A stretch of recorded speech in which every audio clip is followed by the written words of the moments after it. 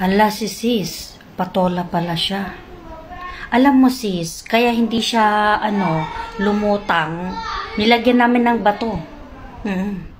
Lahat ng carpet yon nilagyan namin ng bato para hindi siya lumutang ba.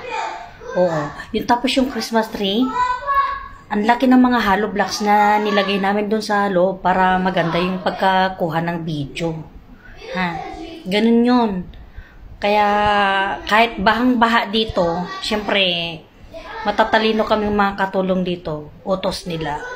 Kahit hindi naman sana, nilagyan namin ng bato. Promise. Nilagyan namin ng bato, yung mga carpet, yung upuan. Ay, hindi mo lang alam sis. Nilagyan namin ng mga yun, ng mga pangalan neto, mga hollow blocks. Lumalangoy-langoy kami pa doon.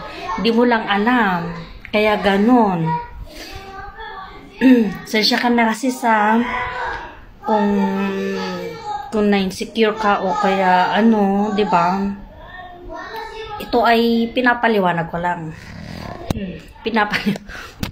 Pinapaliwanag ko lang. Pinapaliwanag ko lang na nilagyan namin ng bato yun para hindi siya lumutang. Yung mga kortina pa din, alam mo yung mga kortina ba doon? Syempre, inano namin yun, niragbi-ragbi pa namin. Ganun yun, katindi ng ang baha dito. Kaya ayun, niragbi-ragbi namin para at least kapag binidyo ko, maganda pa rin yung kortina ba.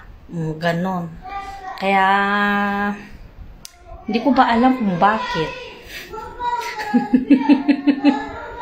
Yung ikaw talaga sis. Karo ka. Kaya yun. Alam mo na ngayon sis. Kaya kapag nababaha kayo dyan, lagyan ng mga bato para hindi na siya lumutang. Nababaha ka na nga, naglalagay pa ng bato. Kaya ganun.